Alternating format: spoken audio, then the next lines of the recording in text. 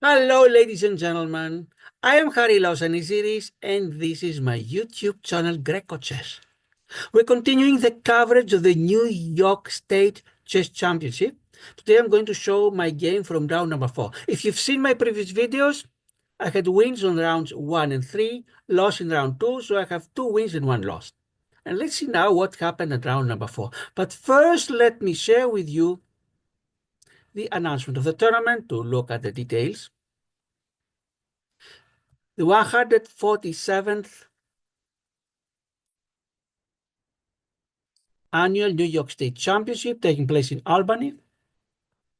The various sections, the championship section that will determine who is going to be the next New York State champion. But there is one little problem. You need a rating of at least 900 to participate. And with my rating of 1582, I was nowhere near. But if your rating was not high enough, you had other sections, the under 2100, the under 1800, that is where I participated. And there are two below that, the under 1500 and the under 1200.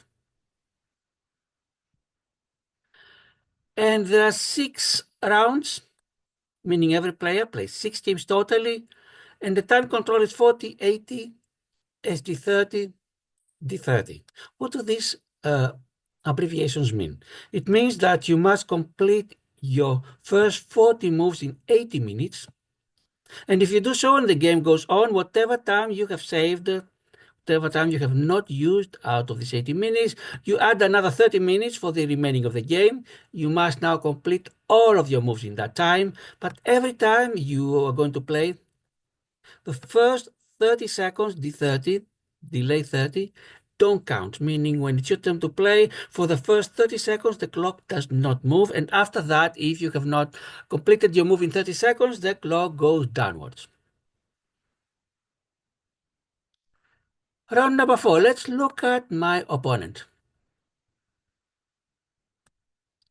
My opponent was David Lee, whose rating was, of course, these are ratings before the tournament, 1685, and he was in the 89.2 percentile, meaning he was better than 89.2% of the members of the United States Chess Federation. Compare that with my numbers, a rating of 1582, 86 percentile, which clearly means that David was the favorite. The odds were on his side. But let's go now to the chessboard and look at what actually happened. This is the chessboard of chess.com.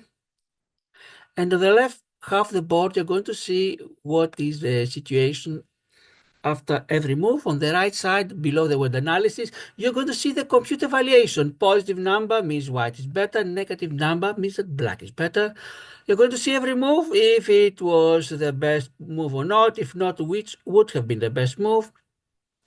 And after every player's move, which are the best 3 responses for the other player. And David starts with the pawn going to e4. I reply, pawn goes to e6, the so-called French defense, which I like because when I was playing white, I hated when the black player would start with the French. Other responses, the most popular is the pawn goes to c5, the Sicilian defense, or the symmetric, the pawn goes to e5 in one shot. Perhaps the pawn on c7 may go to c6, the Caro-Kann, or the knight from go may go to f6, the Alekhine defense. The pawn to d6, the Pirc, and there are some other choices. David sends his other pawn to d4, 2 pawns in the center, and I challenge the center with my pawn to d5. And David decides the advanced variation, pawn goes to e5, which gives him more space. Other choices would be the knight goes to either c3 or d2, or even the bishop to d3. And they challenge the space advantage of David with my pawn going to c5. David sends his pawn to c3. My knight goes to c6, fighting for the d4 square. And David fights back with the knight going to f3. And my queen goes to b6 for the same reason. Bishop goes to e2. So David develops the bishop, and I send my knight to h6. cannot go to f6 because of the pawn. Of course, I don't like my knight to be in the edge, but eventually I hope at least I can send it to f5 and near the center. Until here, we followed what's called book moves. This is the opening theory. So long as you stay within this opening theory, these openings have been analyzed exhaustively and they are part of the theory. But of course, at some point, players have to deviate from the opening, cannot go forever. David is the first one to do so. Knight goes to a3. Inaccuracy, says the computer. And that is why the evaluation from plus goes to negative. Now I'm slightly better. I take the pawn on d4. David does the same. And my knight goes to f5. What I was hoping for, my knight not to stay on h6 forever.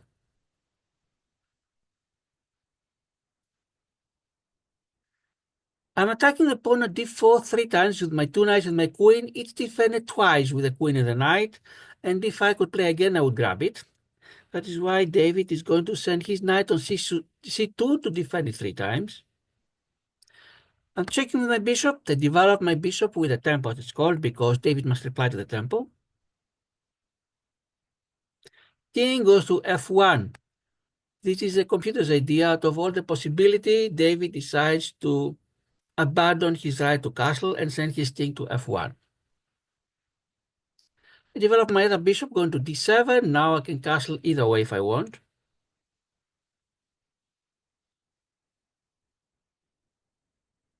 And David decides to challenge my knight by sending the pawn to g4, and I have to think what to do with my knight. My knight goes to h6.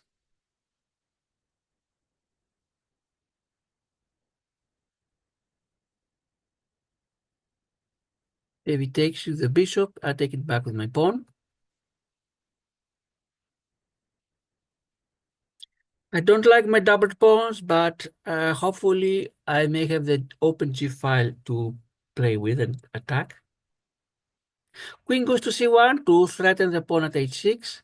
And it's not only the pawn that is going to be lost, but also this is an entry point for the queen to go near my king. That's why I defend it. Bishop goes to f8.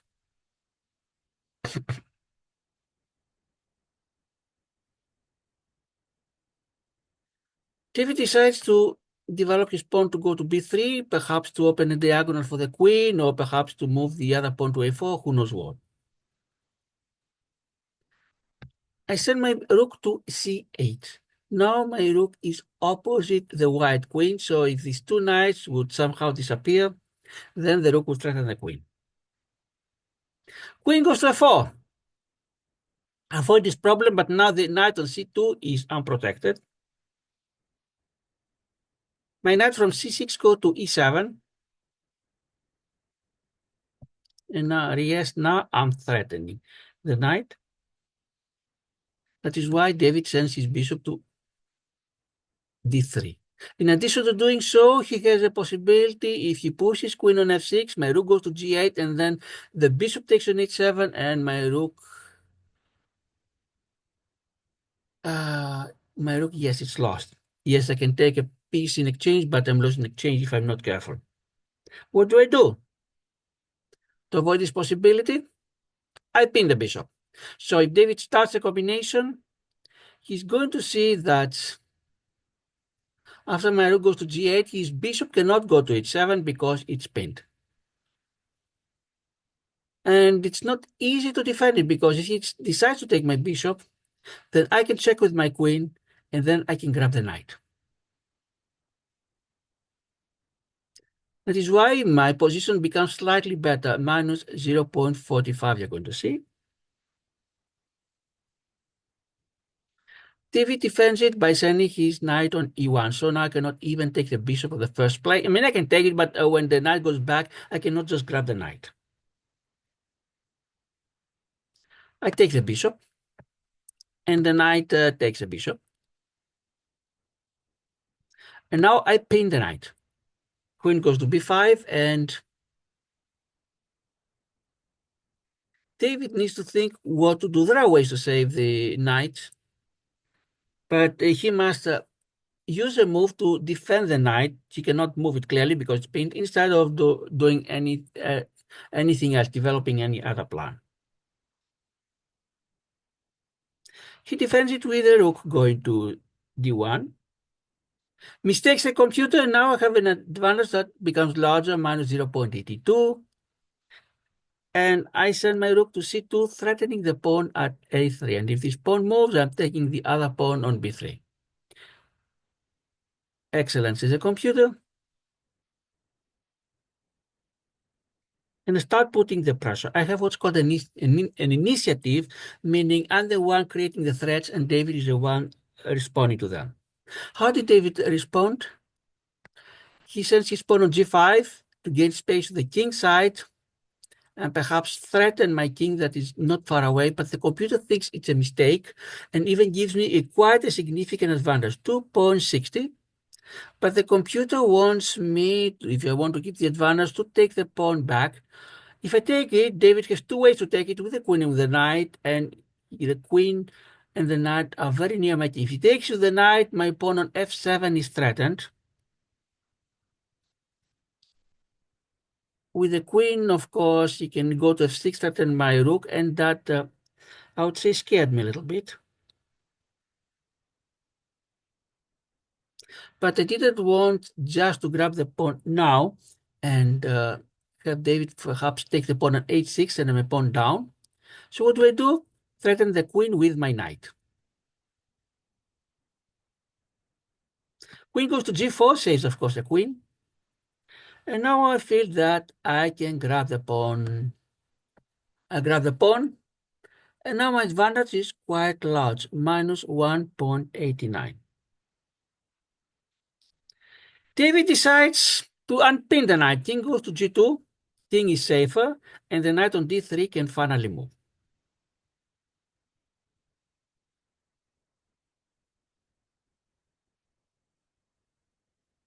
My rook goes to a3 to threaten the pawn at b3.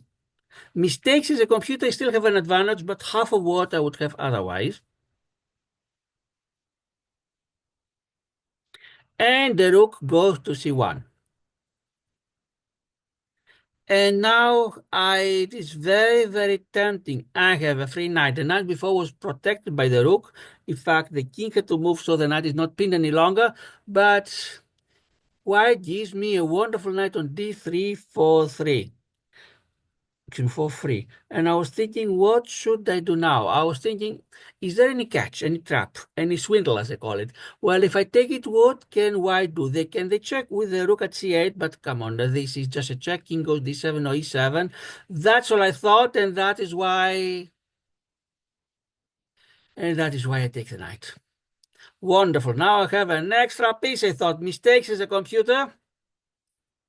And soon I realized why that was a mistake. Rook goes to c8. Yes, I expected this check. And then how do I reply? I have two moves to reply. King goes either to d7 or e7. d7 threatens the rook if anything, but then to my horror, I saw that things are not so simple. No matter where I put my king, d7 or e7, the next rook comes to c1 and threatens checkmate at c7.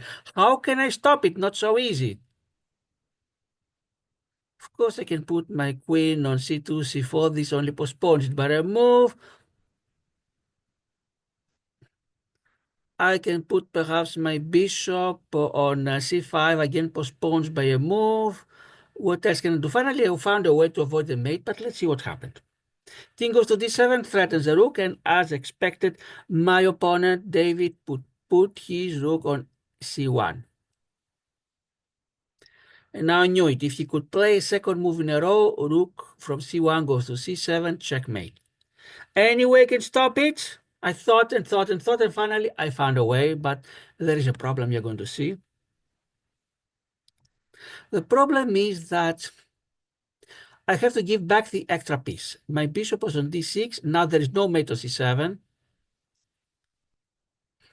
And David has to think what to do because he cannot just take my bishop. I take his rook. He takes it back and my king takes the rook. So first of all, he changes the rooks. I was thinking if Let's see what is the material advantage.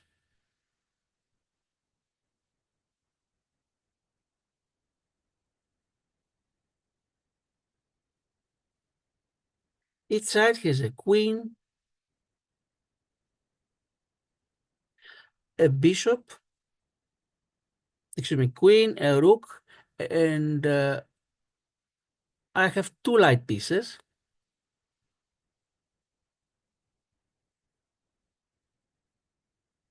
Even though I'm going to lose one of them.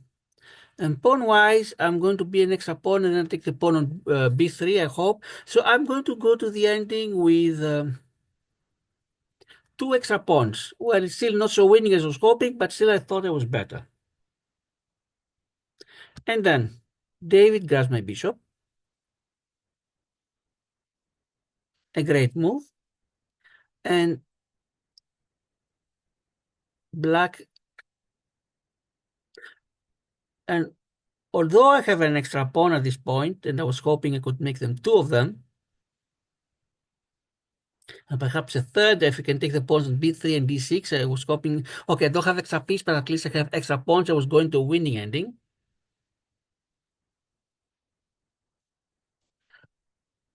The computer thinks that white is better because my king is under a lot of constraint. And at this point, I really have to tell you, I blundered. I was calculating all kind of things, and I missed something very important. Let's see, I was thinking I'm going to get the extra two pawns, but how to get them? If my king takes on d6, because that was my first thought, then queen can go to f4 and check, or g3, and then no matter where the king goes, the rook is going to mate. There's no way I can escape. Yes, I can postpone it by pushing the pawn, but it's a mate. So I cannot take the pawn on d6. So I have to take the pawn on b3 if I want to increase my advantage. How? There are two ways, either with the rook or with the queen. I was hoping to, at the time, really, as I was thinking all that, I wasn't clear what would have been the best. The computer doesn't want me to grab any pawn, would rather have my knight go to g6, or even my queen to go to e4, but oh no, and then exchange, or queen to f5 and exchange queens, and what they did was no excuse, the worst possible move. Rook goes to b3. And it is a blunder. From 1.50, my opponent's advantage goes to 761. And I didn't see it. And when white played the next move, I was at shock. His knight went to e5 check, and now I saw it. Now it's a great move. Clearly, there is what's called a royal fork. No matter what I do, I lose my queen. So now I switch to minimizing damage any way that I can minimize damage.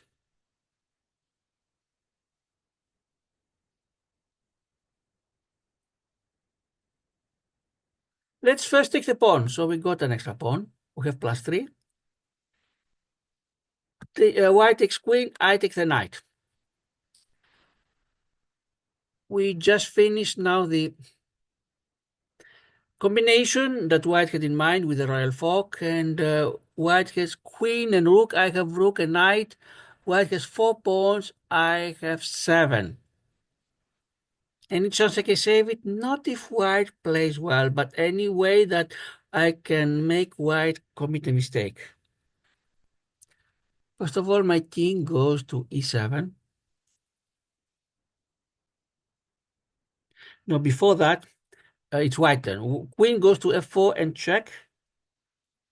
Now where does my king go? I cannot just put the pawn is lost.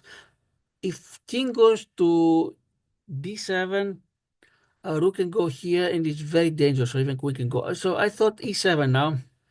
I doubt that would be the best. The computer says the best, but what best? 3 moves until mate.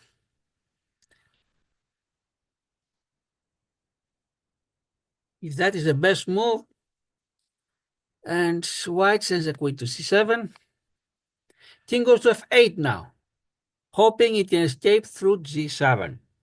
Queen goes to d8, I escape, I go to g7, yes.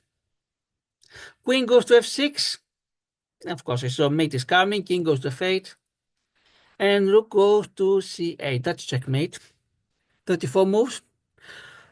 I really faced, usually when you lose, you feel bad and sad, especially with myself. Yes, I felt bad because I blundered. I had a very good position that I missed it and turned around. But I also felt that David played extremely well by giving me this knight and swindling me with these two rooks combination. I felt that he did great, and that's why when the game was over, I wrote to him in a piece of paper and gave it to him. I couldn't talk because we had to be quiet. Other games were going on. That really he was amazing, and I felt that he played an amazing game. He was under pressure with his knight being continuously pinned and under attack, and his pawns being attacked. And he was going to go to a losing endgame, but he found this combination with the two rooks, offering me the knight, and he saw one move further than me.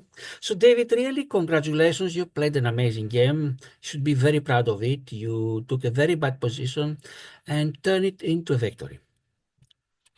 For me, this is the second time that I lose because I missed a fork, a check with a king and another piece. In the round number two, it was a knight. Now it was the queen. From now on, I decided that I can not going to play any move before I thoroughly analyze any check of my opponent.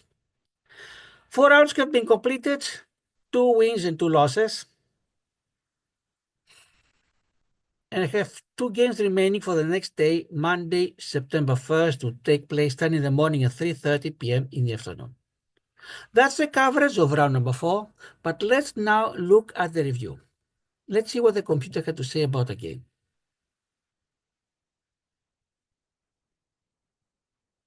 David, 90.3, an amazing percentage. I had 80.1.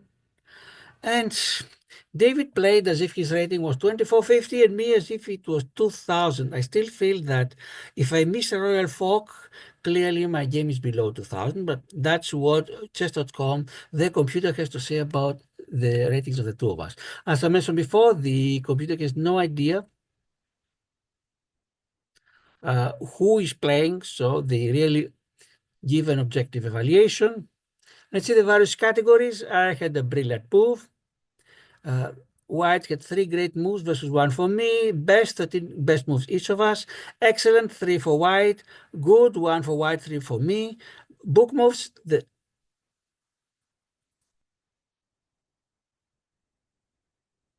7 were for white. I thought there were 6.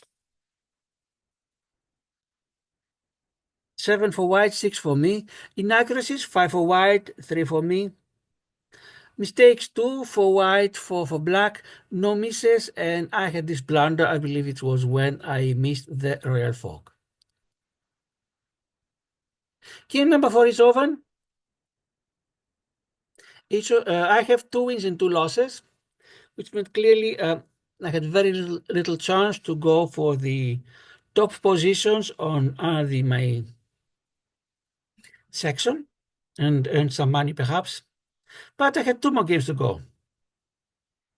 But before the last 2 games, Sunday night, there was the Blitz Championship. And I decided to participate. I was in Albany already. Why not? 8 games. I won 2 of them. I lost 6. Yes, I lost to players with higher ratings than me, but nothing impressive. That's it from now, round number 4. And once again, thanks to all of you for viewing, for subscribing, for liking, for leaving comments. I am Harilas, and this series will continue the coverage of the New York State Championship. This is my channel, Greco Chess. Goodbye.